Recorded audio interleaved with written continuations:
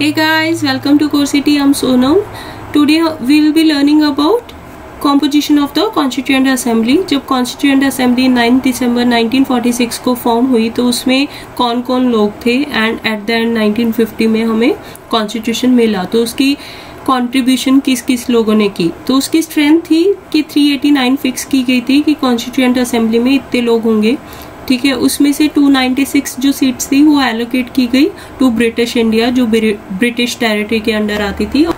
93 seats जो थी वो प्रिंसली स्टेट्स को एलोकेट की गई, ठीक है। तो 296 में भी क्या डिवीजन था, 292 सीट्स जो जाएंगी वो 11 गवर्नर प्रोविंसेस को जाएंगी और 4 चीफ कमिश्नर प्रोविंसेस को जाएंगी, ठीक है, और 93 प्रिंसली स्टेट को जाएंगी। तो जब इलेक्शंस हुए एट दैट टाइम कैसे हुआ कि out of 296 Indian national Congress को 208 सीट्स मिल गई, विन मिला, ठीक है। मुस्लिम लीग को 73 और रिमेनिंग को मतलब जो अदर थे उनको 15, ठीक है। तो एलोकेशन एंड वोटिंग मेथड क्या था, एक तो ये थी एलोकेशन कैसे की थी, प्रोपोर्शनल रिप्रेजेंटेशन के बेसिस पे की थी कि 10 लाख के पीछे एक सीट को एलोकेट किया गया था, मतलब 1 मिलियन के पीछे एक सीट को, ठीक है।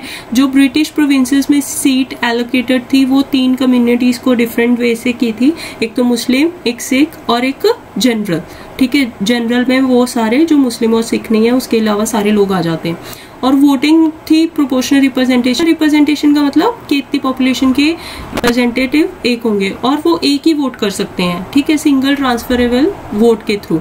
उसके बाद प्रोविंशियल और प्रिंसली स्टेट्स ने कैसे कैसे लोगों को भेजा, रिप्रेजेंटेटिव्स को भेजा। तो प्रिंस में कैसे हुआ था, रिप्रेजेंटेटिव ऑफ ईच कम्युनिटी लिए गए थे by the way of election, ठीक है, वोटिंग करवाई गई थी।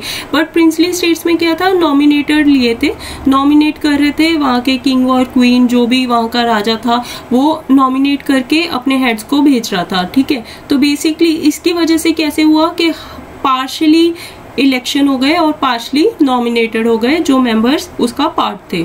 तो रिप्रेजेंटेटिव इन असेंबली कौन थे, हिंदूज थे, मुस्लिम्स थे, सिख थे, Anglo Indians, Parsis, Indian Christians, SC STs, even women भी इंक्लूडेड थी जैसे राजकुमारी, अमृत कौर वगैरह, ठीक है। तो हमारे पास ऑल इम्पोर्टेंट पर्सनैलिटीज थे except Mahatma Gandhi. Mahatma Gandhi was an part of constituent assembly.